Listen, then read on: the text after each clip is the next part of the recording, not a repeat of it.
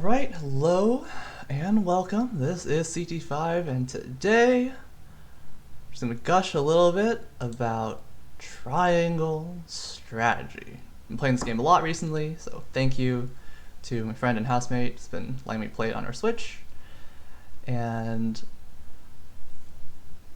what caught my attention about this game, I want to talk about sort of like how well designed it is, and rather like how its sort of design choices make the gameplay experience so smooth and fun and like encouraging and rewarding, and especially like how accessible it is for newer players, for players that are new to this genre of the strategy RPG genre.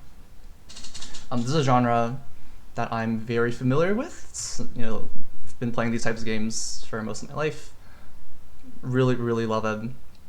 The triangle strategy is no exception. It has really lived up to my expectations, maybe gone beyond in some ways. It's pretty awesome. The main way it does it, so there's a few factors about the design that really encourage sort of like the ease of playing this game. That I will touch on. The biggest one, I think, is the in-battle UI, the user interface. It's phenomenal. We'll talk about it more. Some other things include the kudos system, which is like a built-in mini achievement system for the game with like tangible in-game rewards. They made the choice that when you lose a battle, you still retain all your experience and you don't like you don't use any of the consumables you might have used during it. And the last one is, might actually be surprising, but it's the limited customization. The limited customizability of your units. So let's talk about it. And let's first start with the UI. This is already huge. So the blue panels, like so, mean that based on the person whose turn it is, if you move to one of these spots in blue, you are safe from enemy attack. If you move to a spot highlighted in pink or purple, you can be attacked. And if you look at where this person is hovering right there, the red lines connected to it show you which units can attack you if you go there. Absolutely phenomenal. So the one other thing that when you're playing that's really helpful you turn on is you can press a button and it will show the turn order of all the units. All this together, absolutely phenomenal. For veterans, it also for literally everyone, it speeds up and facilitates the decision-making process like tremendously. Rather than say in like Final Fantasy Tactics, you have to bring up a whole separate menu to look at the turn order. But that's old tech, whatever. So yeah, if you could just imagine that there's a little number 9 and 10 and like 2 and stuff. There's little numbers hovering over the units. That what tells you the turn order. Really easy to keep track of things, especially since in triangle strategy, the battles are pretty big. You're usually controlling 10 plus units per fight. So absolutely amazing. And what makes this especially helpful for newer players is it makes it very clear what the potential consequences are if you move to a specific panel. So games nowadays, right, because they're sort of meant to be fun, and fun is often perceived as like action, it's really tempting for new players to rush forward and then just get completely smacked, and it's like, oh my god, what happened and why? And like, so like my dumbass still did that, right? The first time I played through this game, the prologue demo, I lost the first and second fight. I had to redo the first and second fights because at some point, I made a bad decision. I went a little too far ahead. I went somewhere, it's like, how bad could this be? And then the AI was so ready to pounce on you and do the follow-up attacks, which is a special thing in this game that I'll talk about later. The AI is very ready to smack out of place units dead, especially on like hard mode. So already, just from this, you're encouraging newer players to slow down and think a little bit about the consequences of where they're moving, and it's getting people to think about And like the turn order too can really help as well, right? And just noticing like, oh, okay, like managing turn order, that's sort of something that like as you get better, you pay more attention to as the game goes on. Because when you're first starting out, just fucking move places and see what happens. Like that's cool. There's nothing wrong with that. And oh my god, the game does so many things to encourage that, right? I like I mentioned earlier, if you fail a battle, all the experience you get, you keep. Consumables you used are restored to the original point. Like nothing changes except you have more information about how the fight works, and your units are stronger to help you catch up. It also encourages exploration, that if you use units that you don't often use as much, like units can level up really quickly in this game too, and all those things together, it really helps facilitate experience. And like the last thing about that consequence of you keeping the experience you get in a fight even if you lost is that it encourages you to see the fight through to the end rather than like resetting just if something goes wrong early, which is like really tempting in a lot of games, because right, a lot of games when there's no reward for failing, it's so tempting to just instantly reset, and just make sure everything goes like super smoothly from beginning to end. But like I don't know, like you have so many units that, like, say you lose one unit early on, that's not actually the end of the world. It's gonna hurt, obviously, but like, there's still a lot of game, right? A lot in the fight to try to make something happen. And so I think promoting that idea of not instantly giving up the moment something goes wrong is like really valuable in general. And I think the last thing about the UI like this is that it tells so much in such a non-intrusive way is the other thing, right? Like having the turn order number, like again, the different color panels just makes it very clear, like, oh hey, okay, if where to go if you want to stay safe, where to go if you're willing to get hit a little bit. It's so non-intrusive. Like you press one button, all the turn orders come up. You hover around, the game sort of dynamically changes. This isn't fully accurate. Like some units, if they have to use TP, which is like MP in this game, to use a skill to hit you, but they don't have enough for it, like it doesn't fully reflect that. So it's not 100% accurate, but it does the job very well. And again, if you notice that it's inaccurate, like again, it's sort of slowing you down, right? The game wants you to be a bit more methodical about how you plan out your turns and your movements, because that's what this game is about. The sort of tactical battles, it's what the game is about, and the experience for it is incredible. And a big part of that is the kudos and achievement system, which looks sort of like this. Perform a backstep. So every now and then when you do specific cool maneuvers in battle, the game rewards you with these kudos. It has this little notification pop up. You get this kudo, which you can use as a currency to like obtain like upgrade materials and stuff for your characters. So again, it's very cool that it has an in-game reward for these type of like little achievements. I thought this was awesome, and this was something that was featured in the very first demo of the game.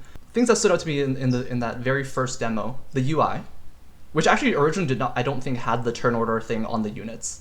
That was something that came up in the prologue demo, and eventually the full game, which was a fantastic addition, if I remember it correctly. The other big thing is this kudos system.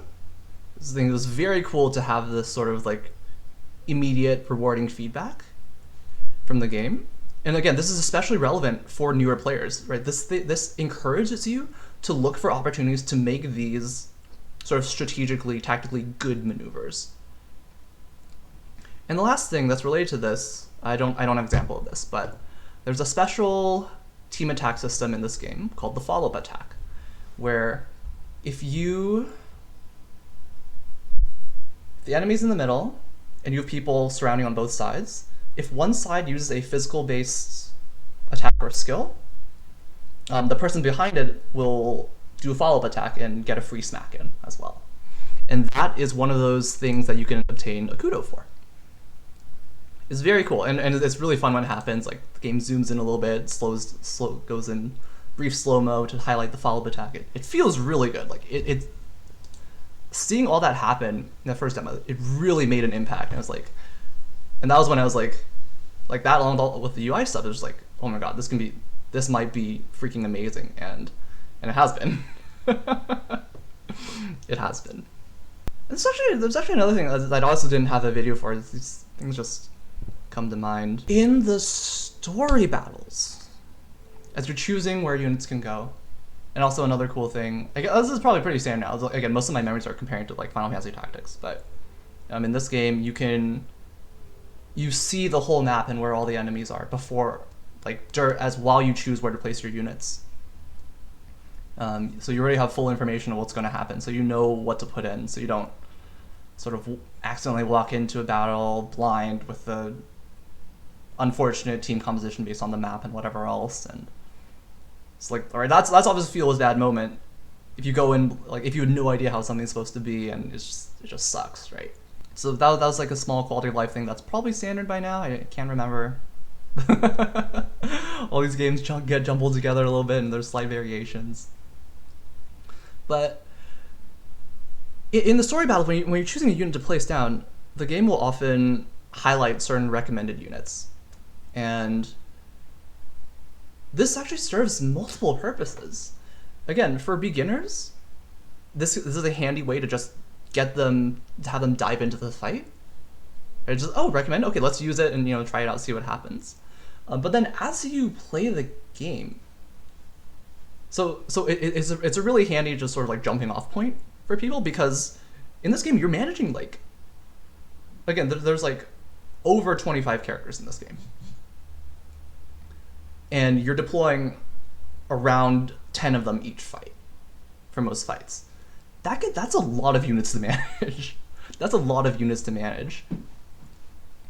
And so having these recommended units is really great, right? This can be very overwhelming for a player new to this genre. It can be even overwhelming for some people in general. And so having these recommended units is a really nice starting point for these new players. And then, as you play the game and as you get better, so okay, great starting off point, but then you can also encourages exploration, right? Because some of the recommended units may be units that you've neglected or haven't used as much. So it's like, oh, okay, well maybe I'll try them in. And again, units can level up pretty quick. Units level up pretty darn quickly in this game. So if you sort of just only follow the recommended units, that can be a good way to sort of gradually get everyone up to speed. And then as you play more and you get even better, I think two things start to happen. One, you can start to think about, wait, why is this unit recommended? Right? And that's, when you're starting to think about that, when you're starting to ask that question, I think that really makes that sort of preparation phase of each fight, when you're choosing which units to place, that makes it really fun. I'm a bit excessive. I often spend 10 minutes just thinking about where to place my units and which units to deploy. Right? Look at the map, think about which units would be good, I think about where I think the enemies will move, which ones I need to prioritize first, stuff like that. And that part's really fun for me. And I think highlighting those recommended units, right, it gets you to think, oh, why would I want to bring this unit here? And then even more fun is, based on playstyle, character preference, whatever else, you see a recommended unit and just be like, I actually don't think that'd be good here. I think that is a very cool feeling to have for people. Get to the point, it's why? It's sort of related to just thinking about why a unit is there, but having the confidence to be like, no, I don't need it. I actually actively think that choice is wrong. I think that's a very cool feeling. And I think that can be very fun for new players. Okay, last thing. I mentioned earlier, right, you're often deploying 10 plus units per battle. So thank goodness the customization is relatively limited. I don't have a picture for this either, but in terms of character customization, you have 2 accessory slots. So that's your equipment. You have 2 accessory slots per character. And then after that, in terms of character upgrades, it's choosing what to upgrade and when to upgrade. So the way it's termed, phrased in this game, is that you upgrade your weapons, and upgrading your weapons can give you some stat buffs, can increase damage, potentially give you access to new passive abilities, potentially new active abilities, stuff like that. Right? This is a big contrast to games like Final Fantasy Tactics, Tactics Ogre, Felsteel, that kind of thing, where a lot of the fun in those types of games is learning abilities from all these different jobs and then sort of creating your unit and your team of units. But you're typically only deploying like 5-ish per fight in those games. I think Tactics Ogre might be more, but that's also been a while. But the way Triangle Strategy is designed, it's because you're deploying 10+ units. The focus is on the unit combinations, right? So each unit has been designed to sort of have a sort of like planned role. I mean, some units can be flexible, and obviously the way you use them in conjunction with each other and according to the maps and enemies that you're fighting against, it's cool. But it's really more about using these vastly different units to make something really cool, rather than sort of potentially building up a unit that can sort of do everything. It's kind of like a MOBA in that sense, of your heroes, champions, whatever. They have a very defined set of abilities, and it's just how can you make it all work together. And the sort of limited customization thing. So Valkyria Chronicles, the whole franchise in general, I'm gonna say 4 because that's the one I played the most and remember the best. Also very, very similar. That game also has limited customization, probably just like 2 kind of accessories, kind of like in Triangle. And again, the focus there is on the overall team composition, unit composition of your team, and moving them well and moving them around, rather than having rather than creating your own super cool unique unit. I think that's about all I have to say. Again, the biggest thing, I'm just so impressed by the UI in this game, by the in-battle UI. Some of the upgrade UI is, but the in-battle in-game UI is fantastic, and all the various systems really encourage you to play and to explore and to try things out, to not give up. I just love how much information this gives you, the player, in such a non-intrusive manner. All the information is literally just on the screen. You just look at the units, just sort of glance over them, and this is absolutely essential given how many units are on the field, right? Sometimes it's like your 10 up to like 15 of their units, 15 enemy units, and having the UI have such clear presentation like this makes it so easy to keep track of it. And that makes it really fun, right? Less time spent sort of fighting the game to get what you want, and more time spent just like making the fun decisions. Yeah. And this game has done a fantastic job with that. It's one of the things I was most impressed by with Triangle Strategy. Thank you for watching. Hope that was fun. I will probably I really like this game. I might do a few more vids kind of in this manner. So if you enjoyed this, look forward to those. And regardless, thanks for watching, and I will see y'all next time.